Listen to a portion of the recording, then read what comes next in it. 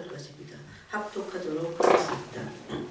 예수께서 다시 비유로 대답하여 이르시되 천국은 마치 자기 아들을 위하여 혼인잔치를 베푼 어떤 임금과 같으니 그 종들을 보며 그 청한 사람들을 혼인잔치에 오라 하였더니 오기를 싫어하거늘 다시 다른 종들을 보내며 이르되 청한 사람들에게 이르기를 내가 오찬을 준비하되 나의 소와 살찐 짐승을 잡고 모든 것을 갖추었으니 혼인잔치에 오소서 하라 하였더니 그들이 돌아보지도 않고 한 사람은 자기 밭으로 한 사람은 자기 사업하러 가고 그 남은 자들은 종들을 잡아 모욕하고 죽이니 임금이 노하여 군대를 보내어 그 살인한 자들을 진멸하고 그 동네를 불사르고 이에 종들에게 이르되 혼인잔치는 준비되었으나 청한 사람들은 합당하지 아니하니 내 거리의 길에 가서 사람을 만나는 대로 혼인잔치에 청하여 오라 하되 종들이 길에 나가 악한 자나 선한 자나 만나는 대로 모두 데려오니 혼인잔치에 손님들이 가득한지라 임금이 손님들을 불러 들어오되 올세 거기서 예복을 입지 않은 한 사람을 보고 이르되 친구여 어찌하여 예복을 입지 않고 여기 들어왔느냐 하니 그가 아무 말도 못하거늘 임금이 사람들에게 말하되 그 손발을 묶어 바깥 어두운 데에 내던지라. 거기서 슬기 울며 일어나게 되리라 하니라. 청함을 받은 자는 많되 택함을 입은 자는 적으니라. 아멘.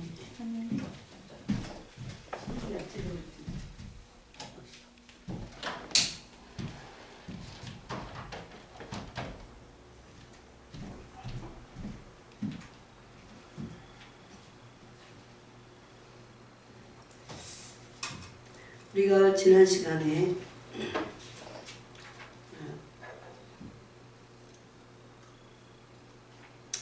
이 마지막 시대는 순교의 믿음을 가져야 한다고 했습니다. 지금 이렇게 부드럽게 말하지만 이 말씀은 굉장히 무거운 말씀입니다.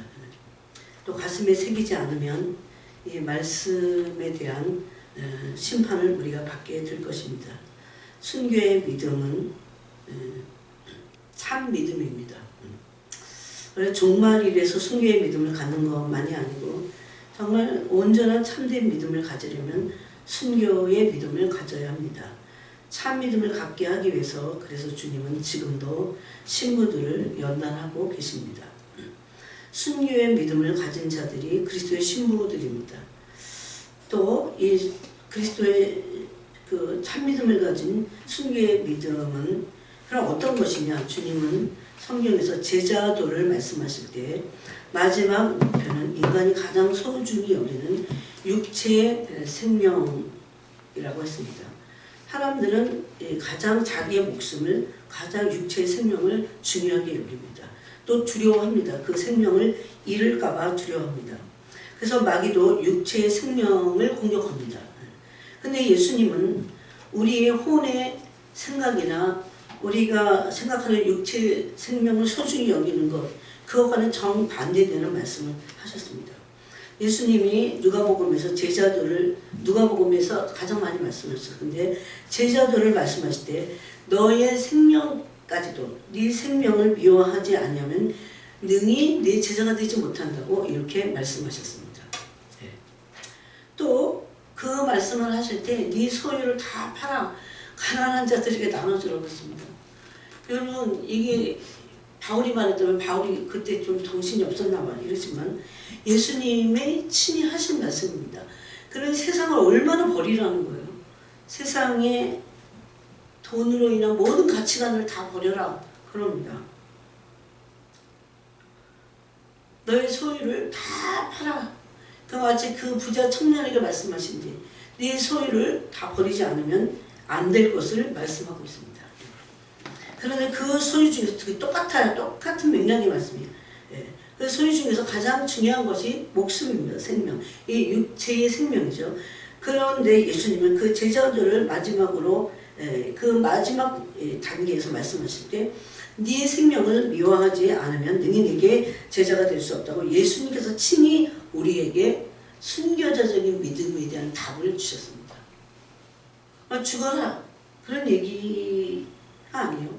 그렇지만 생명을 걸어야 될 때 걸어라는 겁니다. 어떻게 우리가 지금 시대에는 죽는 일이 참 많긴 해요. 그런데도 그 죽는 것에 대해서 이게 인본주의화 돼서 그래요. 옛날에 제가 어렸을 때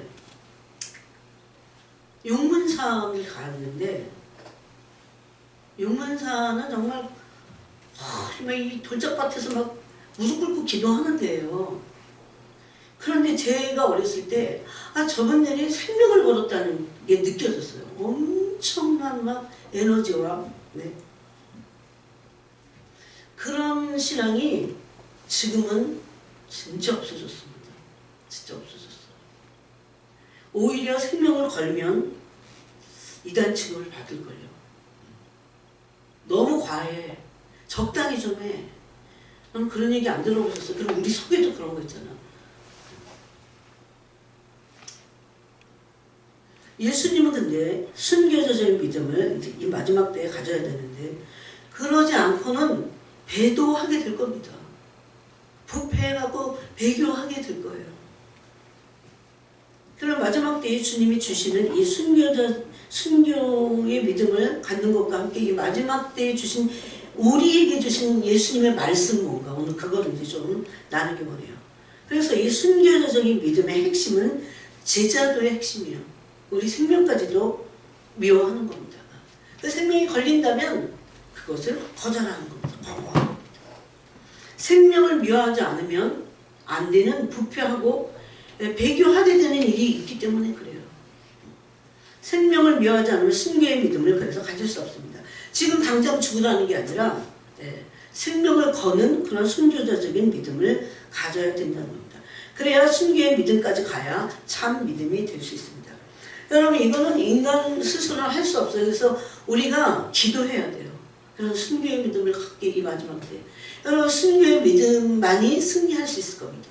예수님은 우리를 죽이시려고 하거나 우리를 불행하게 하시려거나 목을 막 쪼여오거나 그러려고 하신 말씀이 아니에요. 이것은 순교자적인 믿음의 핵심은 뭐냐면 신부가 그리스도의 신부들이 신랑 되신 그리스도를 목숨같이 사랑합니다. 그래서 사랑의 그 정체가 있는 겁니다. 예수님을 정말 깊이 사랑했던 그런 사람들은 죽음을 불사했어요.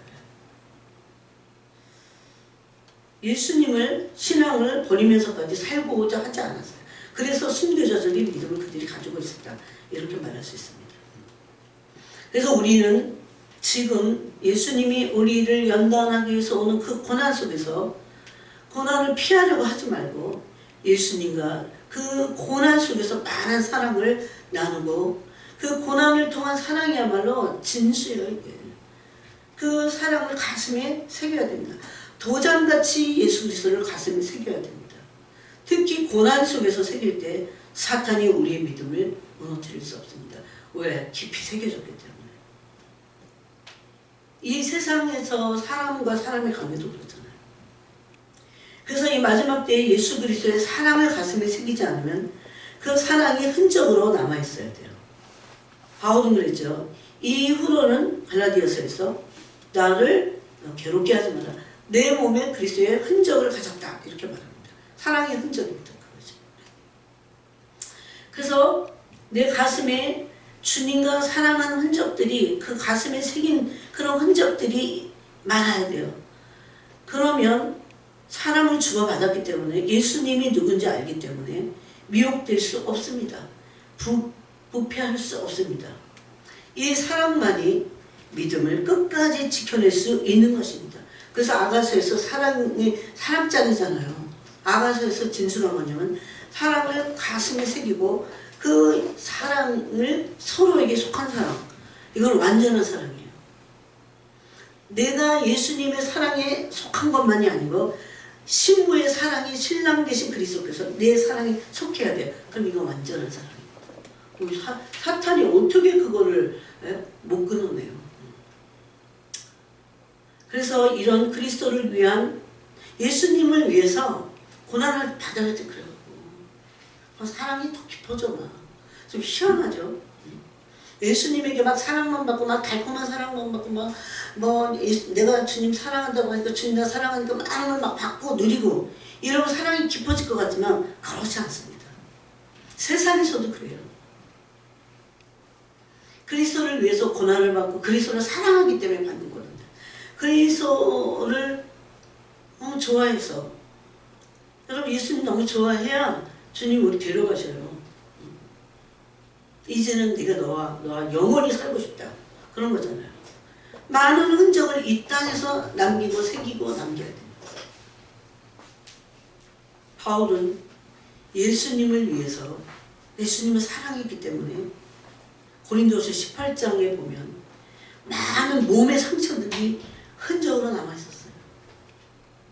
근데 그걸 자랑스러워했어요. 막 공고도 받고요.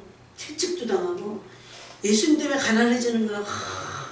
여러분 이런 부분은 오늘날 사람들이 어떻게 따라갈까 싶어요. 예수님 때문에 바울이나 성인들은 예수님 때문에 가난해졌어요. 요즘은 반대로 어떻게 됩니까? 예수님을 이용해서라도 부자가 되려고 하죠.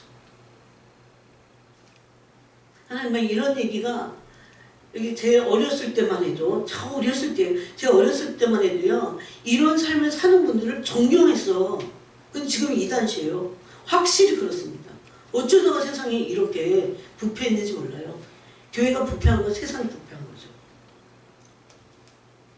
여러분 바울은 안팎으로 공격을 받았어요. 유대인들에게는 배신자. 저 배신자. 유대교를 배신한 저 배신자. 예수교, 이 사교 집단에 들어가서 배신자. 또 일부 성도들은 바울의 사도권조차도 인정하지 않았어요.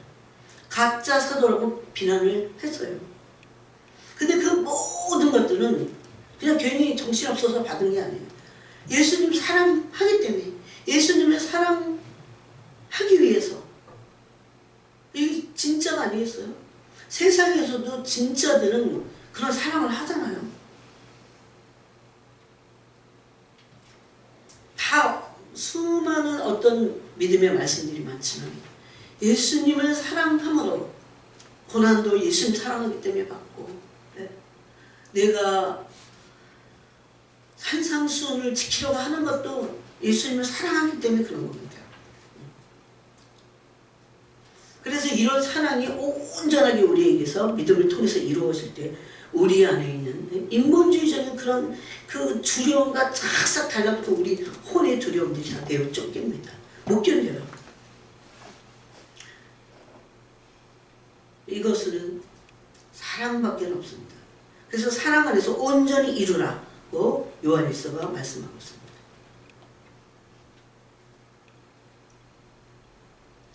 그래서 그리스도께서 나의 사랑에 속하시는 데까지 가야 됩니다.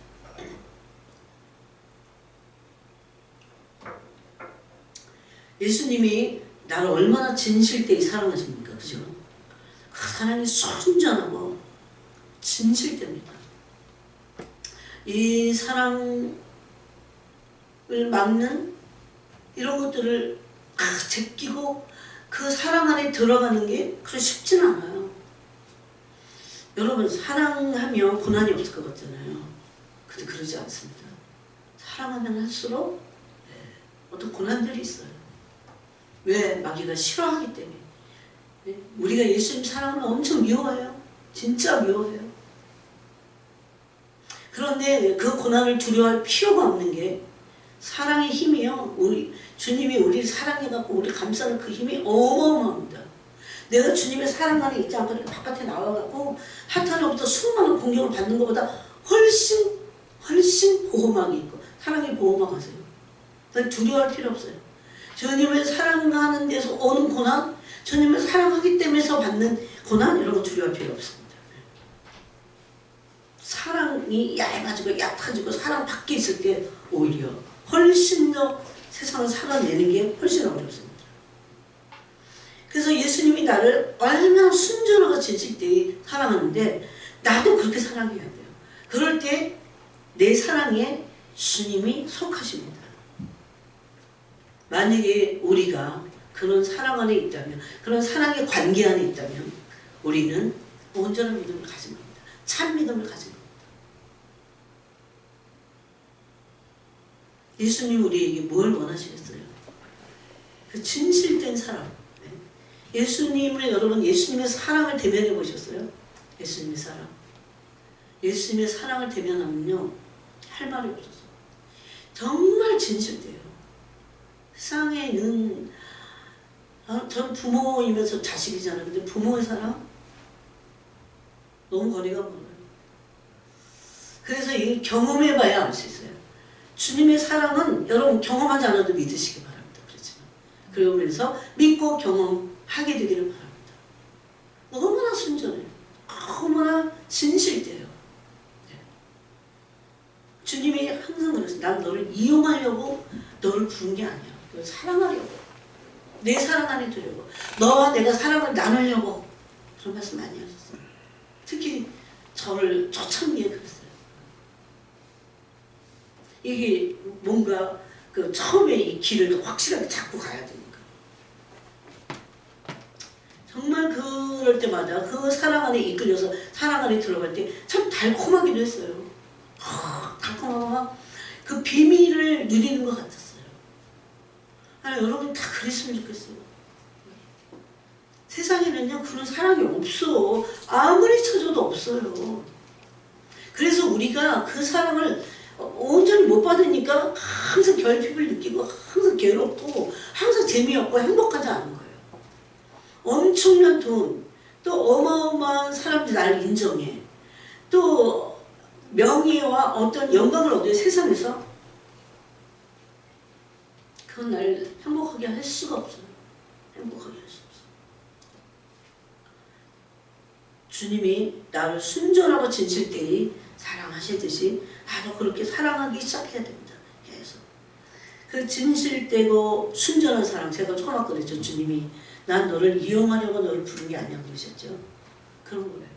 주님에게서 뭔가를 빼앗고 주님의 손에서 뭔가를 취하고 그래서가 아니야. 주님 아무것도 안 주셔도 주님 한 분이면 됩니다. 왜 이 사랑을 해야 돼요?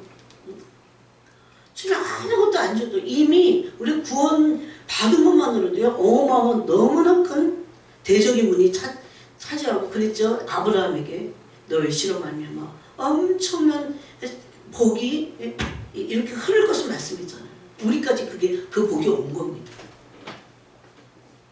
그래서 아무것도 다른 목적이 없이 주님을 사랑하는, 주님 자신을 좋아하는, 이걸 잘 못하거든요. 근데 이게 마귀에게 가려서 그럴 수도 있고 몰라서 그럴 수도 있고 속아서 그럴 수도 있어요. 근데 요 핵심만 확 잡잖아요. 그래서 그 사랑 안으로 그러면 좀 빨리 들어가죠. 그래서 그 사랑 안에 들어가잖아요. 여러분 사람도 그렇잖아요. 나를 뭐 이용하려 해서 나를 찾는 게 아니라 정말 하나님의 은혜를 구하고 그런 그 순전한 마음이잖아요. 주님은 더할 나위 없습니다. 주님의 사랑은 너무 진실해요. 순전해요.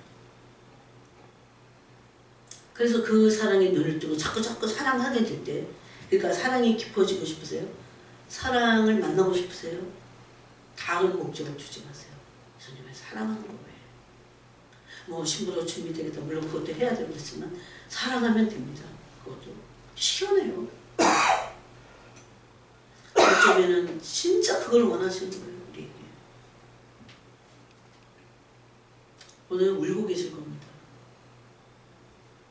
그래서 나의 사랑도 그리스도 외에는 왜 이 세상이나 세상에 있는 것들을 사랑하지 말라. 이 세상을 사랑하면 너희 속에 아버지의 사랑이 있지 않다. 요한일서에서 말씀하셨죠. 그런 게 지금 이 얘기예요. 예수님 한 번만은 사랑하겠다. 여러분 이런 거 아세요? 예수님 너무 좋아 막. 예수님이 너무 좋고 예수님만 사랑해. 예수님만 나의 전부야. 예수님이 너무 좋아. 이거까지 이게 막 열려야 되거든. 이 영의 세계가. 그러면 예수님과 사랑이 빠져 있는 거예요. 그럴 때 이 깊어지지 않는 거냐면 예수님이 나의 사랑에 속하셔요. 그게 아가서의 진수로 핵심입니다. 비밀이에요. 사랑의 비밀. 예수님 외에는 다른 어떤 것을 구하지 않는 그런 게 순전함이잖아요. 순전한 거, 피어, 순전한 거. 거기 섞인 게 없는 거야. 아시겠어요? 그럴 때 예수님만 사랑하게 돼. 그러면 이게 남자들이 예수님 사랑하는데 바울 보세요. 생명을 걸고 그 사랑이요 너무나 막 순전하잖아. 깨끗하고. 우리의 사랑은 깨끗하지 않을 수 있어요. 뭔가 섞여 있어. 그래서 사랑 안에 깊이 못 들어가. 예수님만 사랑한다고 그렇게 해달라고 기도해야 돼요. 나 스스로 못하니까. 예수님과 같은 사랑을 나도 그렇게 할 때 내게 내 사랑에 예수님이 속하세요. 이럴 때 어떨까요 도대체? 이건 비밀이 있습니다. 서로 사랑하는 사람끼리 비밀이 있듯이 친밀한 비밀이 있어요. 그게 흔적이야. 예수님과는 흔적, 사랑의 흔적. 사랑 얘기가 지금 오늘은 주가 아니긴 해요. 그러나 이 마지막 때에 신부인 교회인 신부들에게 주님 무슨 말씀을 하고 계신지, 특히 이 마지막 때에 대한 말씀을, 신부들에게 한 말씀을 우리가 나눠보겠습니다. 첫 번째는 오늘 마태복음 22장에서 어떤 임금이에요. 임금이 그 아들을 위해서 혼인잔치를 베풀었습니다. 그래갖고 사람을 한 번 보내고, 종들을 이제 사람을 청하려고 한 번 보내고 두 번 보냅니다. 오기를 싫어했다고 했어요. 처음에 보낼 때. 그 다음에 다른 종들을 또 보냈어요. 그래서 거기 말합니다. 내가 옷차를 준비하고 소와 살찐 짐승을 잡고 모든 것을 갖추었다. 이 혼인 잔치에 오기만 하라. 그럽니다. 그랬더니 한 사람은 밭으로 가고 한 사람은 사업하러 갑니다. 이런 똑같은 말씀이 누가복음에 있습니다. 여러분 누가복음을 한번 보세요.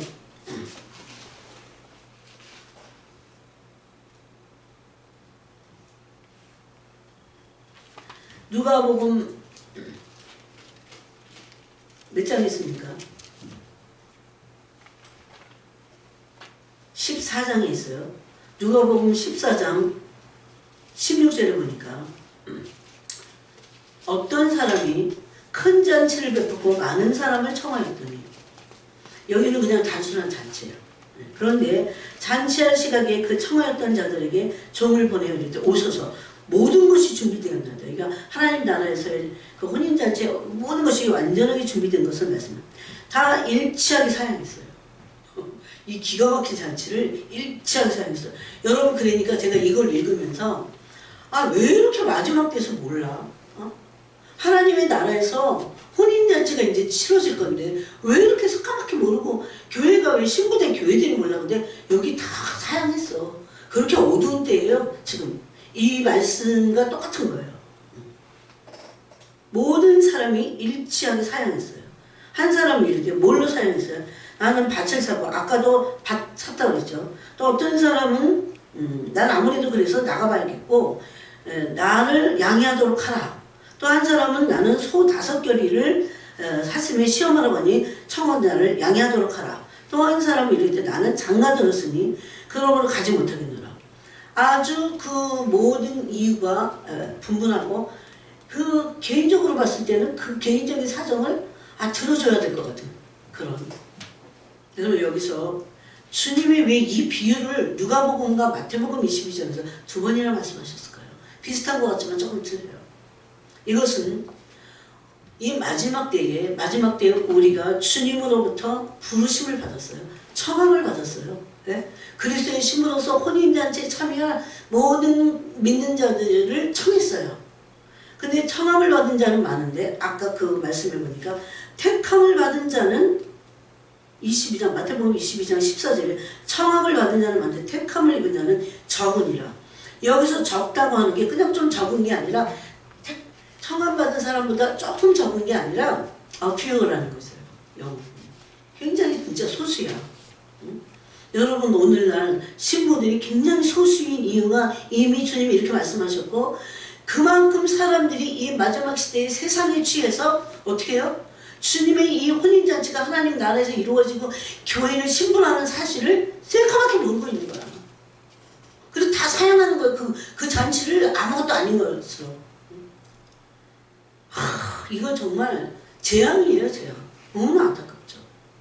그럼 여기서 주님이 이것을 말씀하실 때 우리가 무엇을 배워야 되냐면, 여러분 장가 갔으니까 아내도 있고, 또 뭐 소도 샀으니까 밭도 갈아야 되고, 또 사업도 벌려놨으니까 해야 돼요.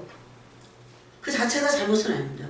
근데 여기서 말씀하시는 건 뭐냐면 먼저예요. 우선순위입니다. 우선순위. 이 잔치 청함을 받았어. 그럼 그 잔치를 위해서 준비하는 것이 우선돼야 돼요. 우선. 절대 이걸 사용해서는 안 돼.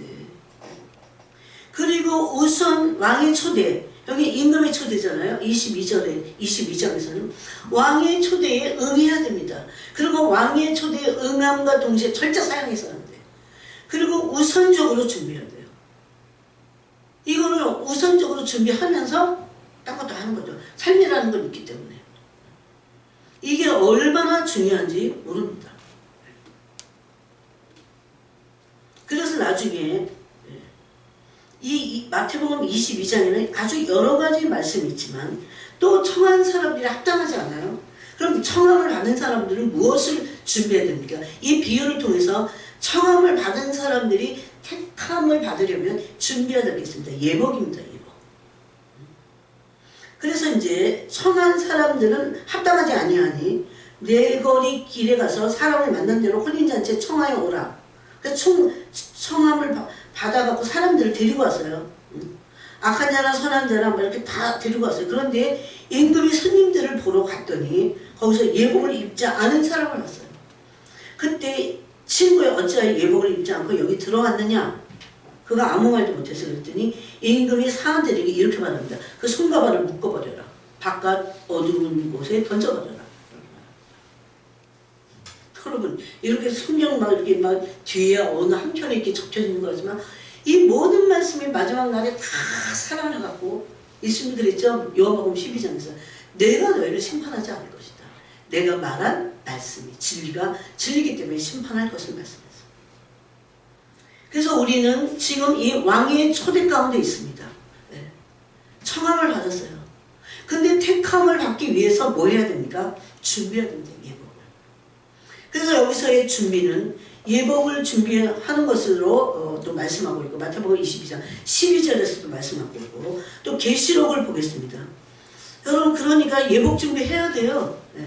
계시록 19장에 보니까 19장 7절 보니까 우리가 즐거워하고 크게 기뻐하며 그에게 영광을 돌리세 어린 양의 혼인 기약이 이르렀고 네?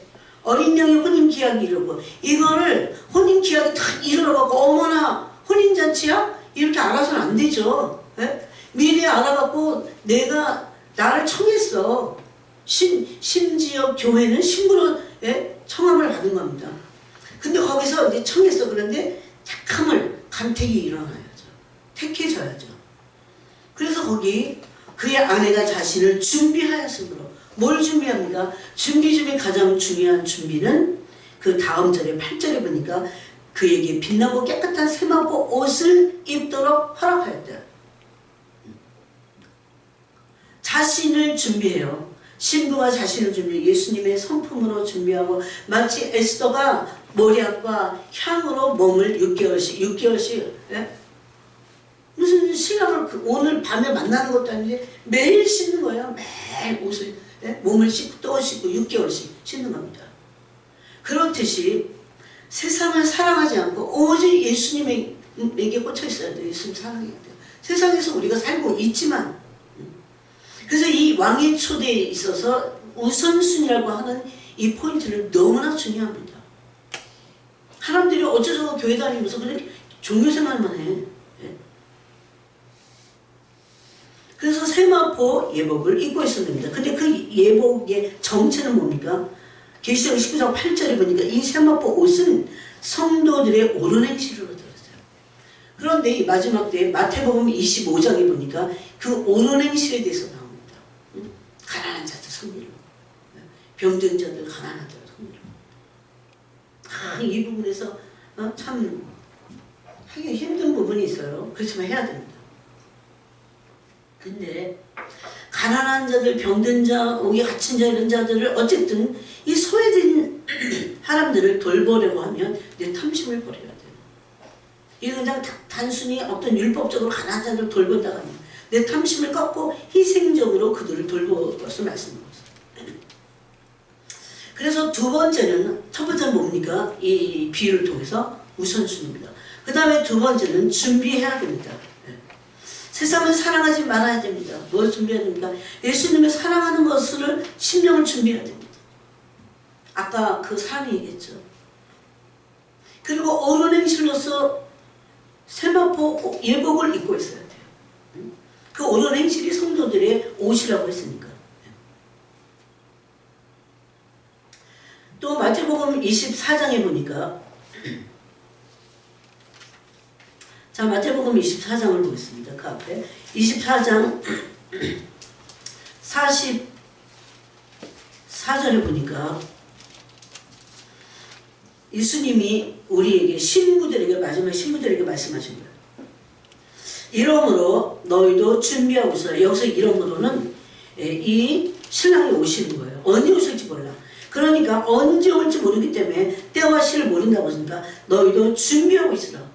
그래서 이게 이 신부들에게 주시는 메시지예요. 준비해. 준비해라. 내가 가기 전에 준비해라. 내가 가기 전에 준비해라. 여러분, 세상살이는 다 하고 막 시험 준비, 뭐 입시 준비, 뭐 준비 다 하고 있어요. 세상 살기 위해서. 여러분, 세상에서 준비하는 모든 것들은 뭐를 위한 겁니까? 세상에서 어떻게 살 건가를 준비하는 거잖아. 그렇듯이 천국에서 어떻게 살 건가, 예수님의 신부로서 어떻게 예수 그리스도를 맞이할 건가, 이거를 준비하라는 겁니다. 예수님도 그래서 이게 굉장히 중요한 말씀입니다. 너희도 준비하고 있으라. 생각하지 않은 때에 인자가 오리라. 그래서 이 준비는 때와 맞물려 있어요. 때를 모르니까 항상 준비하고 있으라는 겁니다. 예수님의 성품으로 옷 입고 있어야 돼요. 그런 준비를 하고 있어야 돼요. 또 누가복음 21장에도 이렇게 말씀했습니다. 누가복음 20장, 여러분이 이걸 다 적어놨으면 좋겠어요. 그래서 집에서 좀 이런 부분을 꼼꼼하게 읽어야 됩니다. 28절에 보니까 그때 27절에 그때 사람들이 인자가 구름을 타고 능력과 큰 영광으로 오는 것을 보리라. 이런 일이 되기를 시작하거든. 어떻게 해요? 일어나 머리를 들라. 너의 성령이 가까우니라. 일어나 머리를 들라는 것은 준비하고 있으라는 겁니다. 땅만 바라보고 있는 게 아니라 머리를 들고 하나님의 나라가 임할 것을 바라보고 준비하는 겁니다. 그래서 이 준비를 시키기 위해서 마태복음 24장, 거기 보세요. 마태복음도 마태복음 24장 45절에 보니까 충성되고 지혜 있는 종이 되어 주인에게 그 집사람들을 맡아 때를 따라 양식을 나눠줄 자가 누구냐. 이 때를 따라 왜 양식을 나눠줘야 돼요? 준비하라고. 네? 제가 지금 여러분 이 때에 맞는 양식을 여러분에게 여러분과 제가 준비하도록 주님이 저를 통해서 말씀하시는 거죠. 그래서 우리는 때를 따르는 영의 양식을 먹고 또 먹여야 됩니다. 줘야 돼요. 이게 준비하게 하기 위해서입니다. 준비하기 위해서.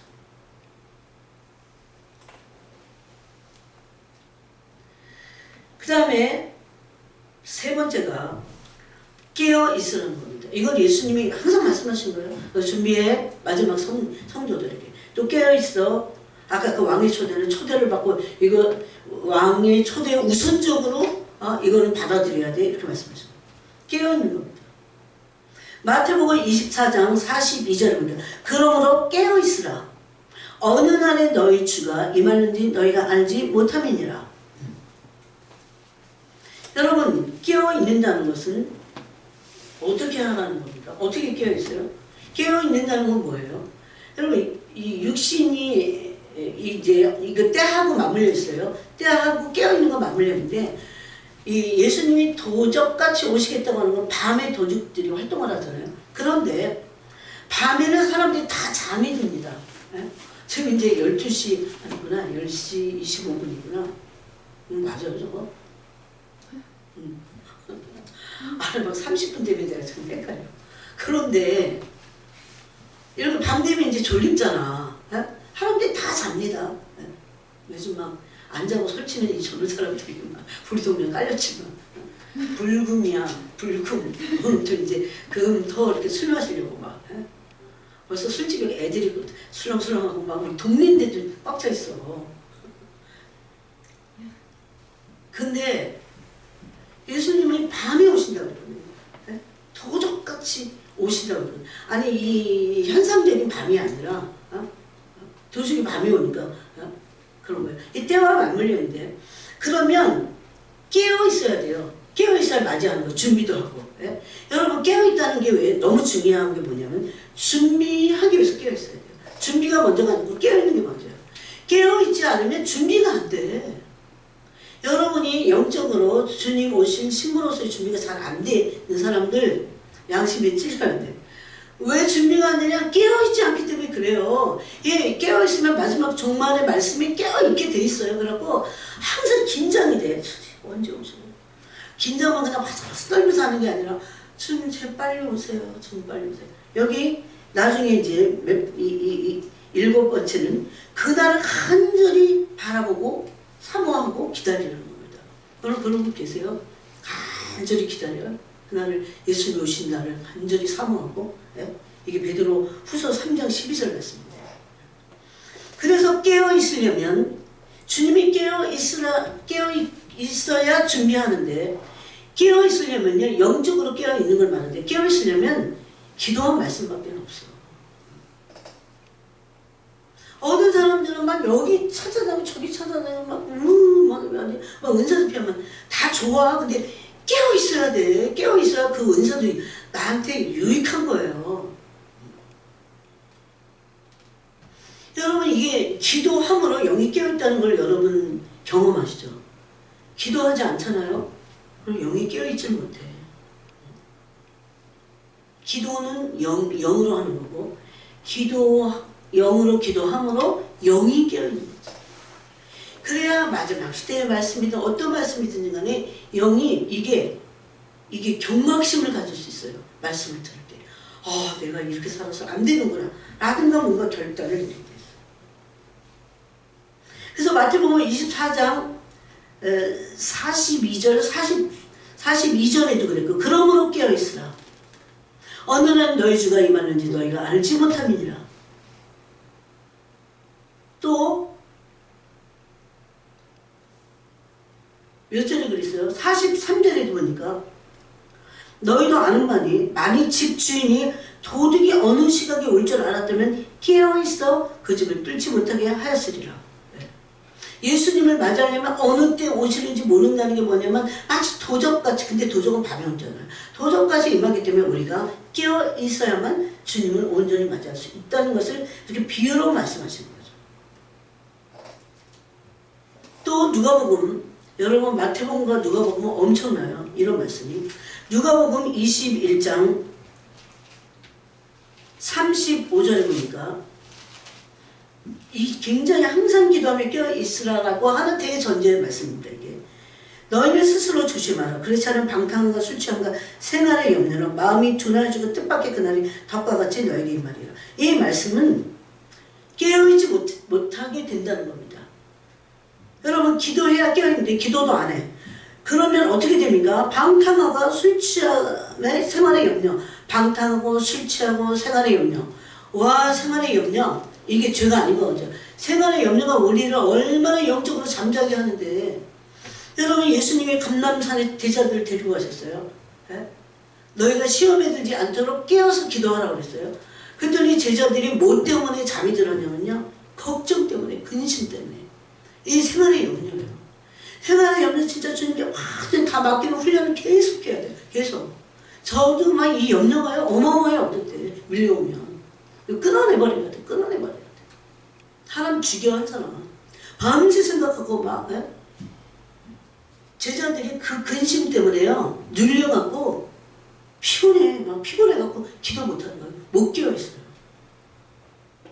여기 바로 그겁니다. 방탕함, 술 취함, 생활의 문제, 이 세 가지가 내 마음을 둔하게 만들어버려요. 영적으로 깨어있지 못하게. 네? 둔하다는 건 깨어있지 못하는 겁니다. 그랬을 때 그날이 덕과 같이 뜻밖의 핍박이 전혀 생각하지 못할 때.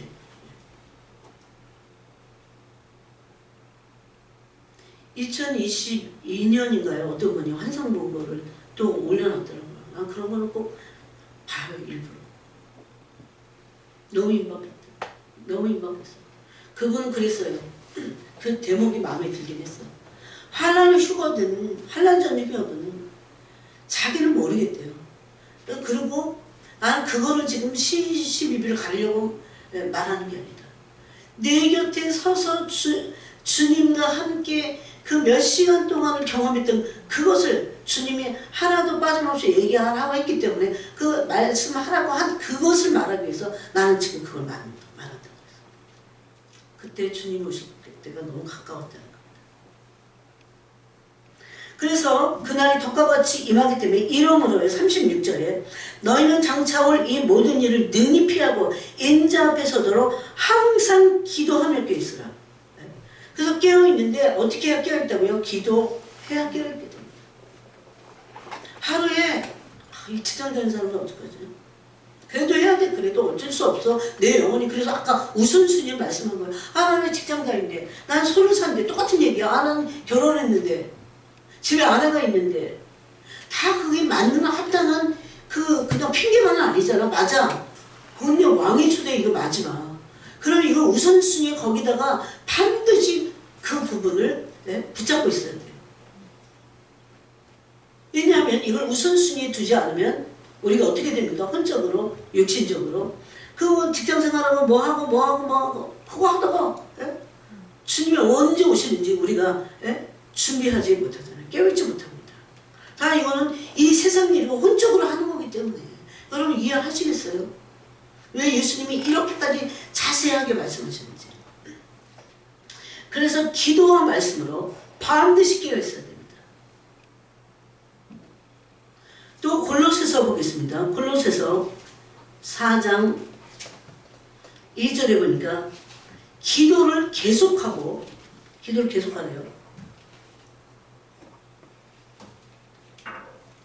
기도 많이 한다고 나쁜 거 하나도 없습니다, 여러분.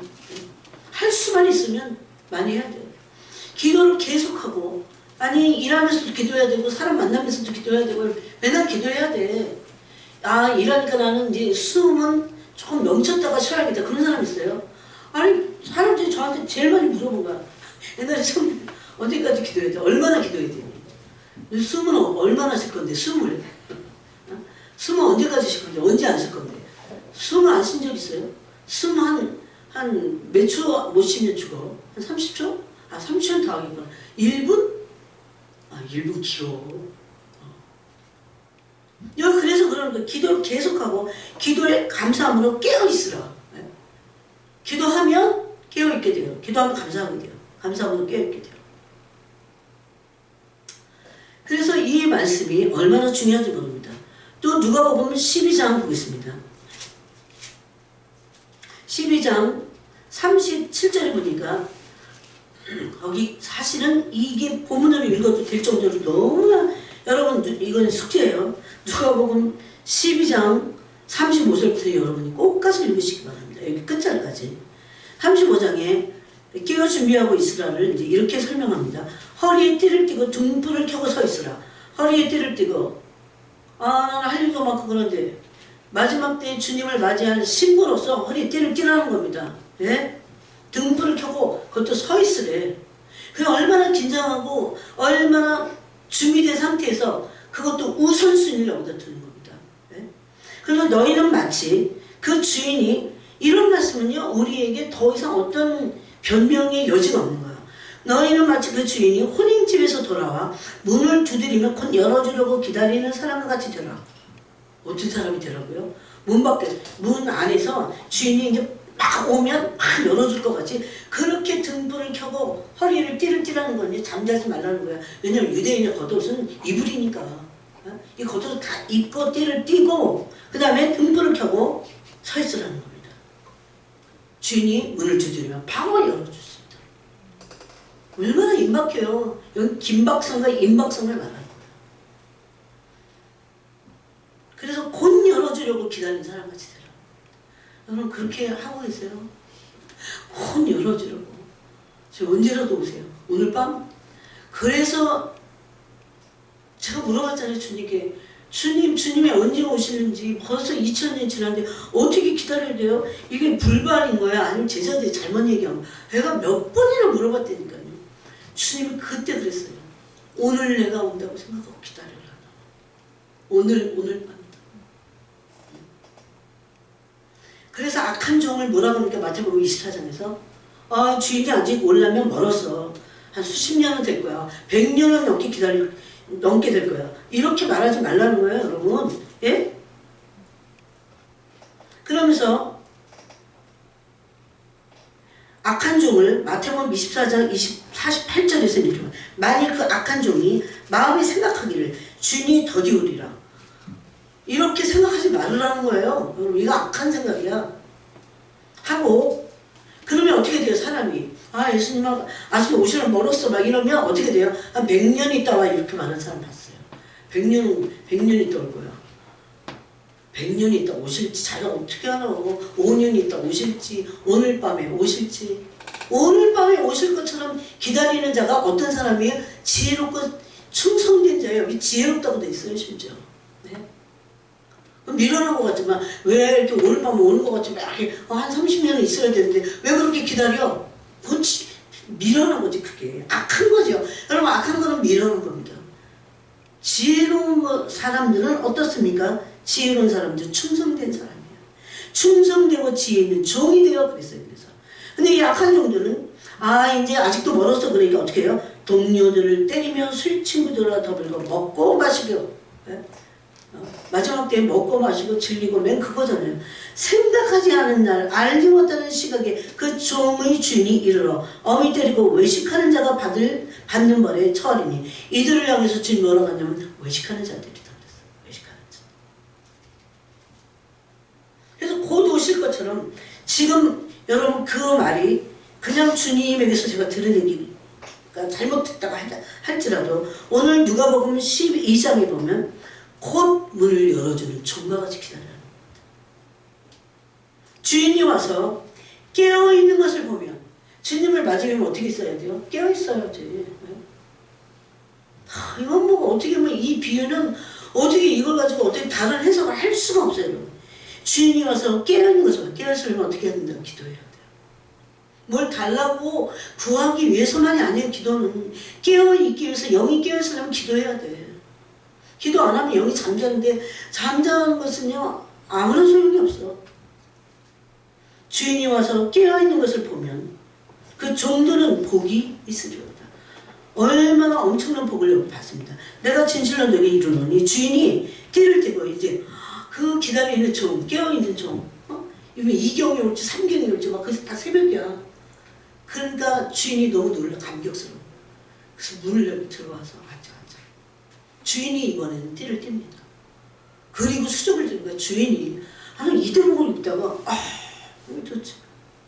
그 종들을 자리에 앉히고 나와 수종들이라. 반대로 주인이 종을 수종들어요.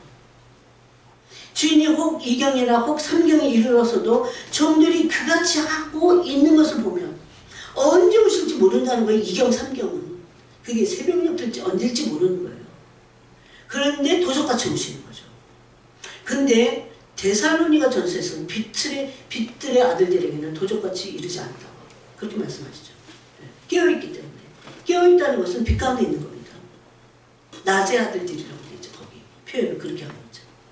너희도 아는 바니 집주인이 만일 도둑이 어느 때에 이를 줄 알았더라면 그 집을 뚫지 못하게 하시라. 그러므로 너희도 준비하고 있으라. 생각하지 않은 때에 인자가 오리라. 그래서 깨어있을 것은 맞습니다. 깨어있어야 준비합니다. 기다릴 준비를 하라는 겁니다. 또 네 번째는 분별하라는 겁니다. 지금 분별을 하라고 했어요.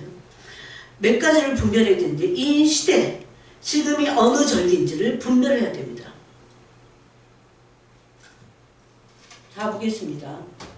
예수님이 이 때와 시간은 몰라. 그렇지만 시대를 분별하라는 말씀을 호통치며 하셨어요. 마태복음 16장 3절에 보니까 저는 이 책임을 다하기 위해서 여러분에게 간곡히 여러분에게 다 이 말씀에 있는 것들을 알려드립니다. 마태복음 16장 3절에 보니까 하늘에 2절에서 보면 너희가 저녁에 하늘이 붉으면 날이 좋겠다 하고 아침에 하늘이 붉고 흐리면 오늘은 날이 굳겠다 하나니 너희가 날씨는 분별할 줄 알면서 시대의 표적은 분별할 수 없느냐. 이 시대를 분별하지 못하는 거예요. 여러분 지금 이 마지막 시대의 종말이 가까웠다 준비해 라고 하는 징조가 얼마나 많이 일어나고 있어요. 더 이상 어떻게 돼요. 지금은 어느 때입니까? 재난의 때예요. 재난은 아직 끝이 아니라고 했어요. 성경에. 그럼 재난은 왜 필요할까요? 대화를 확 들어가면 되지. 왜 재난이 필요해요? 재난 때는 엄청난 재난이 지금 중국이고 멕시코고 뭐 브라질 막 미국 거의 그 진짜 다시 회생 불가능할 정도로 막 토네이도 강타하고 난리도 아니잖아요. 네? 이게 뭘까요? 이거는 대환란이 올 거니까 준비하라는, 주님 맞을 준비하라는 사인입니다. 징조. 네. 그래서 창세기 1장 14절에 보니까 거기 절기가 나오고 징조가 나옵니다. 사시와 연합과 일자 이런 것들이 다 하늘의 모든 것들은 하나님의 징조입니다. 징조. 비가 억수로 징조예요. 거기 창세기 1장 14절을 여러분 읽어보세요. 나중에. 세상 돌아가는 모든 것, 예? 얼마 전에 종교가 통합된 거 다 징조예요. 징조. 예수님 오실 때가 너무 가까워서 다 준비하라는 거예요. 그래서 첫 번째 우리가 분별해야 될 것은 시대를 분별해야 됩니다. 예수님 그랬잖아요. 이 시대의 표적을 분별할 수 없는 시대에 하나님이 계속 표적을 보내시잖아요. 준비하라고. 사인을 계속 보내잖아요. 하나님은 아무나 않고 가만히 있다가 팡 터뜨리는 분이 아니에요. 계속 사인을 주고 또 선지자를 보내서 계속 말씀하시고 너무 지루할 정도로 왜 그렇게 오래 안 오세요? 한 영혼이라도 구원받게 하시고. 네? 베드로 전서 3장에서 그랬잖아요. 그 다음에 두 번째는 이 세대가 얼마나 악한지를 분별해내야 됩니다. 악이 뭔지 선이 뭔지를. 예? 그러려면 말씀으로 지각을 사용하거나 하나님의 말씀으로 우리 지각이 얼마나 많이 고난을 통해서 연단받아야 돼요. 연단 많이 받아야 선악을 분별합니다. 예? 세상에 얼마나 악이 많은데 어떨 때는 인본주의적으로 이렇게 볼 때는 그게 악한지 안 그런지를 몰라요. 악을 분별해내야 되는 거거든요. 반드시 이렇게 돼야 돼요. 주님과 친밀해서 악이 무엇인지를 내 안에 있는 것도 분별해내야 돼요. 그 다음에 뭘 분별해내야 되면 사람의 미혹을 분별해야 됩니다. 사람의 미혹. 예수님 마태복음 24장 4절에 그랬어요. 사람의 미혹을 제일 먼저 하신 말씀입니다. 사람의 미혹을 조심하라고 그랬어요. 마태복음 24장 4절에 보니까 너희가 사람의 미혹을 받지 않도록 주의하라고 그랬어요. 많은 사람을 미혹하리라고 그랬어요. 이거 우리가 해야 될 거예요. 세상에 있는 징조만이 아니고.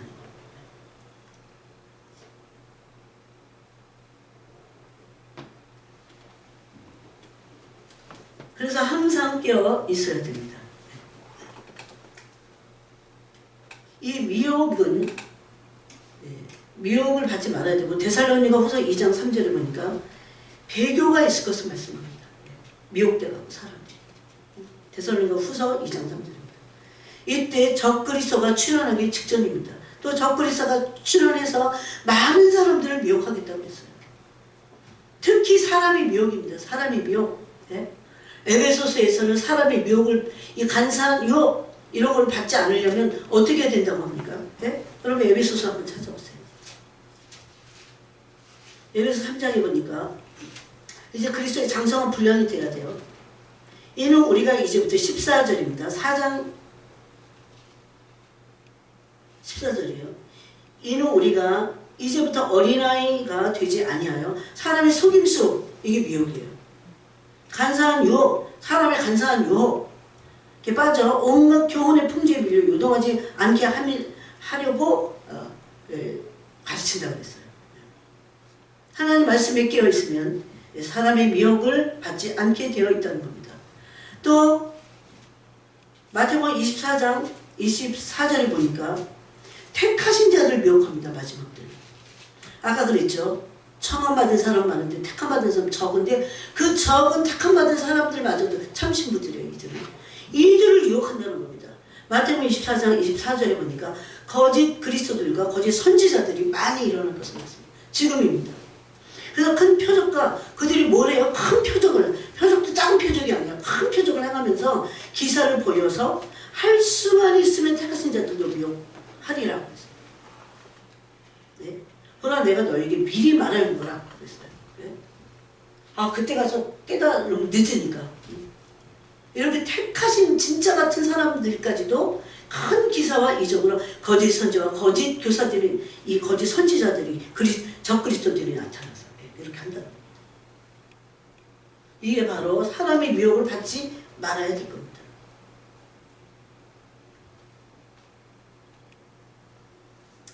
그 다음에 시대의 미혹을 받지 말아야 되는데 이건 때에 대한 건데 마태복음 24장 48절에 보니까 이 시대를 제대로 알려주지 않아요. 분별시키지 않고 아직도 멀었어. 아니면 그냥 시대조차 말하잖아. 예수님 오실 때가 이렇게 가까운데 말하잖아. 이런 건 다 미혹이에요. 때에 대한 미혹이에요.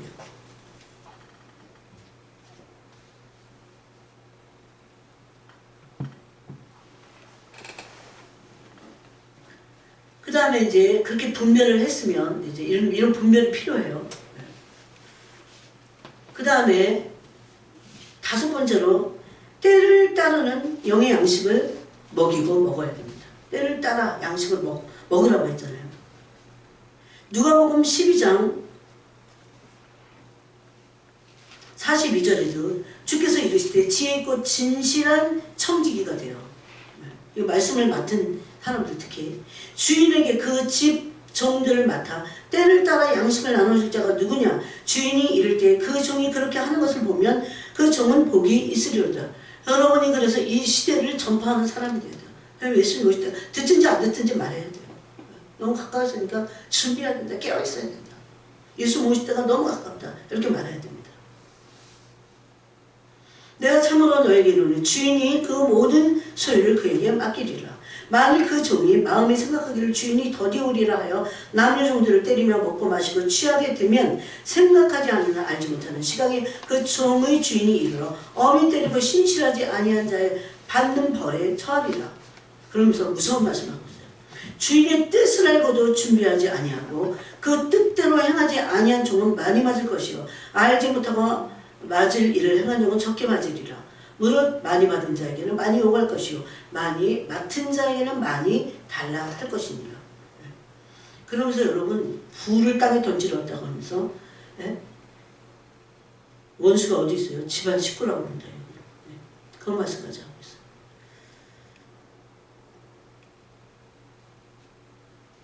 화평을 주러 온 게 아니다. 이런 말씀을 하고 있어요. 이거는 진리, 마지막 시대는 진리의 대결을 말하고 있어요. 진리와 비진리는 싸워야 될 겁니다.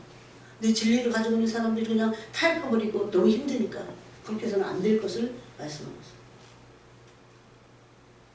있어요. 때를 따르는 양식을 먹을 수 있어야 되고 또 나눠줘야 됩니다.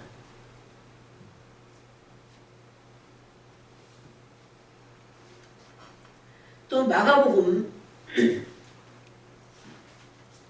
마태 마가죠. 마가복음 13장에 보니까 마가복음 13장 22절에 보니까 거짓 그리스도들과 거짓 선지자들이 일어나서 이적과 기사를 행하여 할 수만 있으면 택하신 자들을 미혹하려 하리라. 마가복음은 이렇게 말하고 있어요. 너희는 삼가라. 내가 모든 일을 너에게 미리 말하노라. 이거 미리 내가 말하니까 미리 말한 거니까 계속해서 이 말씀을 주의해서 듣고 삼가라는 겁니다. 그리고 나서 이제 여섯 번째죠. 여섯 번째는 경건한 삶을 살라고 이건 대놓고 말씀하셨어요. 경건한 삶을 살아라. 아마 엄청 많이 걸릴걸요. 우리 많은 사람들이. 베드로 후서 3장 11절에 보니까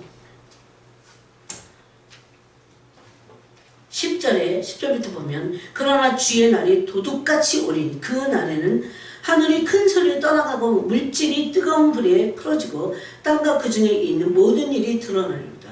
저는 이것을 믿습니다. 이 세상은 완전히 다 하늘과 땅이 망할 겁니다. 망해도 보통 망하는 게 아니죠. 하늘이 떠나가고 땅이 다 막 곤죽이 되고 풀어져. 어떻게 이 세상에 더 살아남을 수 있겠어요? 살아남아도 못 살아요. 그때 하신 말씀이 이 모든 것이 이렇게 풀어지리니 너희가 어떠한 사람이 되어야 마땅하냐. 그러니까 뭐 준비하고 깨고 이 모든 말씀을 하신 것 중에 그 중에 어떠한 사람이 되어야 되냐를 말씀하실 때 거룩한 행실과 경건한 삶을 살아라 이렇게 말합니다. 거룩한 행실. 거룩한 행실. 그래서 거기에 11절에 어떠한 사람이 되어야 돼요? 거룩한 행실을 할 수 있는 거룩한 자가 되라 는 거죠. 음란을 버려야 돼요. 진짜 이 세대가 너무나 음란해서. 그 다음에 경건한 생각을 해야 돼요. 경건한 생각. 골이 타고난 것 같잖아요. 젊은 사람은 경건한 삶을 살아야 돼요. 경건의 맛을 알아야 돼. 네? 거룩의 맛을 맛봐야 돼요. 그래서 그 거룩이 골이 타고난 게 아니야. 꼭 참는 게 아니야. 네? 거룩의 맛이 있어요. 경건의 맛이 있어요. 그러면서 이 거룩하고 경건한 삶을 계속해서 살 것을 말씀합니다. 진리의 말씀에 입각한 삶을 살 것을 말씀합니다. 이거는 다른 성경에도 굉장히 많이 말씀했지만 여러분이 반드시 이 베드로후서 3장 11절 말씀을 근거로 항상 생각해야 돼요. 내가 거룩한 일도 너희도 거룩하라 했으니까. 에베소서 1장에서도 우리를 부르심의 목적이 거룩이라고 말합니다. 에베소서 1장 4절 그러니까 곧 창세전에 그리스도 안에서 우리를 택하사 우리로 사랑 안에서 그 앞에 거룩하고 흠이 없게 하시려고. 거룩하고 흠이 없게 하시려고. 이건 그리스도의 신부들을 말씀하는 겁니다. 에베소서 5장. 그렇게 하시려고 우리를 예정하시고 아들들이 되게 하시고 우리를 그렇게 부르셨다 이렇게 말합니다. 그냥 예수 믿으면 다 천국 가고 구원받고 이런 거 아니에요. 거룩해져야 돼요. 거룩해지기 위해서 성화의 회개를 해야 되는 겁니다. 거룩과 경건한 삶을 살아내야 돼요. 그래서 실질적으로. 그 다음에 7번째는 아까 베드로후서 3장 12절 말씀대로 하나님의 날이 오기를 간절히 사모하고 기다려야 됩니다. 이게 우리에게 말씀하신 베드로 사도를 통해서 말씀하십니다. 하나님의 날이 임하기를 바라보고 하나님의 날이 임하기를 아까 그랬죠. 좀 늦게 왔으면 좋겠다. 안 오셨으면 좋겠다. 꼭 예수님 오신다고 그래. 그러고 여러분 뭐가 생겼어요? 무천년설도 생겼어요. 네? 한국교회. 그러는 게 아니고 하나님의 그 날이 정말이네. 주님 빨리 준비하겠습니다. 그러면서 어떻게 해요? 그 날이 임하기를 바라보고 간절히 사모하래. 간절히. 네? 간절히 아주 열렬히 사모하는 겁니다. 그냥 저 어렸을 때는요. 진짜 이런 찬양이 많았어. 하늘에 뭐 구름만 뜬 구름만 봐도 주님이 오시는가에 왜 이런 찬양이 엄청 많았어요. 근데 언제부터인지 안 불러. 제가 보기에 한국 초창기에는 부흥이었거든요. 부흥에는 막 북치고 장구치고 막 회개하고 막 울고불고 막 쫙 주의 삼창하고 진짜 그런 아주 원초적인 은혜를 강구하는 그런 부흥이었어. 근데 이게 이제 그때는 좀 말씀 부족하긴 했어. 이게 여러분 저는 이게 산 증인이에요. 부흥이었다가 부흥회가 사경회로 바뀌었어요. 부흥 사경회예요. 옛날에는 부흥회 하면 여기 권사님 기억나시려나 몰라. 부흥회 하면 포스터를 다 전봇대에 다 붙였어요. 저 어렸을 때 강다리 목사님이라고 했어. 나중에 보니까 성결기 목사님이더라고요. 강다리 목사님 어디 부흥회 일시 뭐 쫙 적어놔.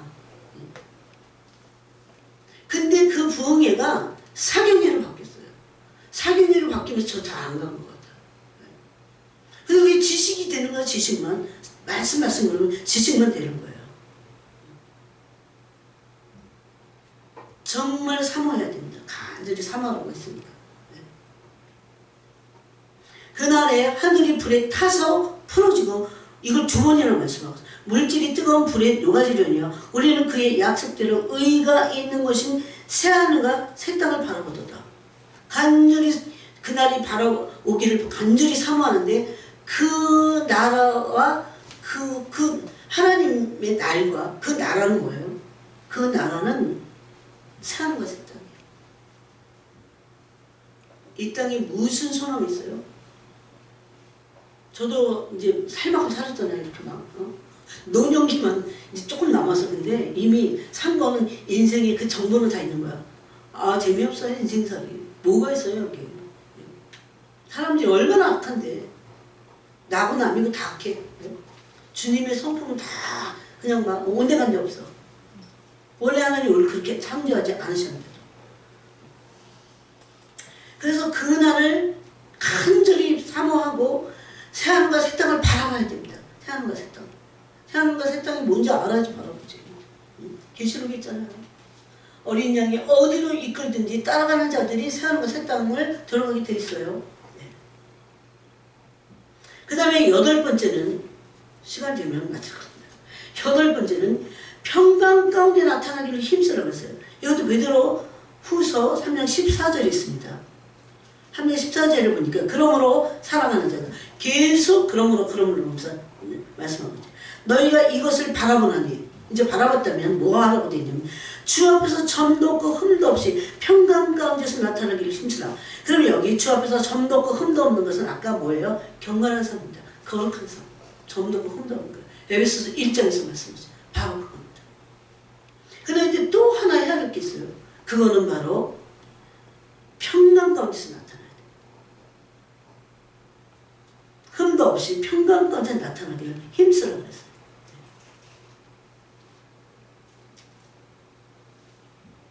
이 평강 가운데서 나타나는 것은 신부들의 특징입니다. 마지막 시대 신부들은 네? 이 마음이 지옥 불꽃 같지 않아요. 계속 네? 세상에 어떤 일이 있고 내 주변에 어떤 일이 일어나는데 예수님 안 놓치는 거예요. 그러니까 예수님을 사랑하는 그 사랑하는 불감도 용감도 불같은 그런 사랑을 막 해야 돼. 네? 그게 안 되면 막 끼어서 막 기도하고 주님 막 사랑한다고 시대도 없이 그 사랑을 달라고 구해야 돼요. 또 골로새서에 보니까 골로새 3장 15절에 보니까 그리스도의 평강이 너희 마음을 주장하게 하라. 너희는 평강을 위하여 한 몸으로 부르심을 받았나니 너희는 또한 감사하는 자가 되라. 이거는 예수님을 마음속에 중심에 두고 예수님만이 나의 목적이야. 그런 그 분명한 목표를 갖고 있지 않으면요 평강 해칩니다. 금방 평강을 빼앗아 가버려요. 빌립보서에도 그랬죠. 평강이 너희 마음과 생각을 지킬 때까지 간구하라고 했어요. 기도하라고 했어요. 염려하지 않고. 거기서 말씀하신 거 뭡니까? 오직 기도하라는 거예요. 너희 구할 것을 감사함으로 하나님께 아뢰라는 겁니다.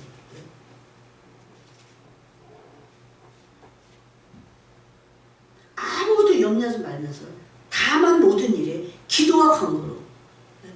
여러분 그 염려가 완전히 사라지고 내가 평강이 임할 때까지 어떻게 해야 돼요? 다만 모든 일에 기도하고 기도하고 간구하고 기도하고 아마 이러면 응답이 올 겁니다. 첫 번째 제일 먼저 오는 응답이 뭘까요?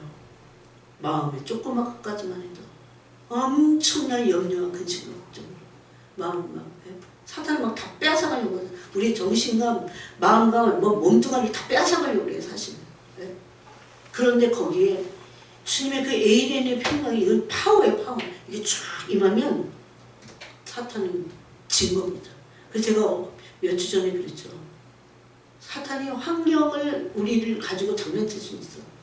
그런데 사탄이 이기지 못하니 그건 이긴 게 아니에요. 그걸 우리 넘어뜨리려고 하는 거예요. 진짜 목표는 나니까. 내 마음이니까. 그래서 이기려면 마음을 안 뺏기면 돼요. 마음 안 뺏기려면 어떻게 해야 돼요?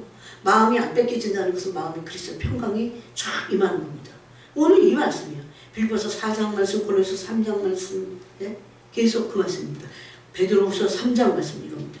그러려면 오직 다만 기도와 간구로 너희 구할 것을 감사함으로 하나님께 하라. 기도하지 말라는 게 아니에요. 그 문제를 가지고 간구하고 또 간구하고 기도하고 또 기도해서 마음의 1차적인 응답은 평강이 완전히 임해서 그 문제에서 어떻게 해요? 완전히 내 마음이 내 영혼이 해방되는 겁니다. 그래서 그리하면 모든 지각에 뛰어난 하나님의 평강이 그래서 예수 안에서 너의 마음과 생각을 지키시라. 그래서 내 마음의 생각에 평강이 나를 주장하도록 이것을 위해서 부르심 받았다고 했습니까? 그 평강이 나타나기를 힘쓰라고 했습니까? 그렇게 하면서 계속해서 구할 때 하나님의 그 문제에 대해서 해결해 주실 겁니다. 그래서 첫 번째 응답은 평강이 옵니다. 이 평강은 그래서 평강이 없는 게 점이에요. 흠이에요. 평강이 없는 게. 걱정, 근심, 염려까지. 그래서 이것을 놓고 우리가 기도해야 됩니다. 마지막으로는 회개하는 겁니다. 회개하는 것. 성경은 예수님이 오실 때도 그렇고 세례 요한이 와서도 하나님의 날이 주의 날이 가까웠다. 천국이 가까웠다. 시간이 다 됐다 이제는. 그러니까 주님 앞에 서기 위해서 회개하라. 얼마나 많이 외치는지 모릅니다. 베드로 후서 3장 9절에 보니까 주의 약속은 어떤 일이 더디다고 생각하는 것 같이 더딘 것이 아니라 오직 주께서는 이게 마지막 때를 말씀하시면서 하신 말씀입니다. 오직 주께서는 너희를 대하여 오래 참으사 아무도 멸망하지 않냐고 다 회개하기에 이르기를 원하십니다. 그러니까 회개하라는 거예요. 또 예수님과 세례요한이 와서 제일 먼저 외친 것을 보면 특히 마태복음에 보면 마태복음 3장에 뭐라고 말씀하시냐면 마태복음 3장 8절에 그러므로 회개에 합당한 열매를 맺고 이렇게 말하고 있어요. 11절에 나는 너희로 회개하기 위하여 물로 세례를 베푼다고 그랬어요. 세례 요한의 말입니다. 그러면서 심판이 가까웠다는 것을 계속 알리는 거예요. 지금. 회개하라. 회개하라. 2절에도 회개하라. 천국이 가까이 왔느니라. 예수님이 처음에 오실 때도 그랬지만 이제 마지막 오실 때는 정말 많은 회개 가운데 들어가서 이 정말 몸이요 회개로 인해서 감정과 몸이 가벼워져야 돼요. 어떤 분이 그러더라고요. 그 말에 동의해요. 새털같이 가벼워져야 돼요. 이 세상에 뭐가 들어서 다 그 몸이가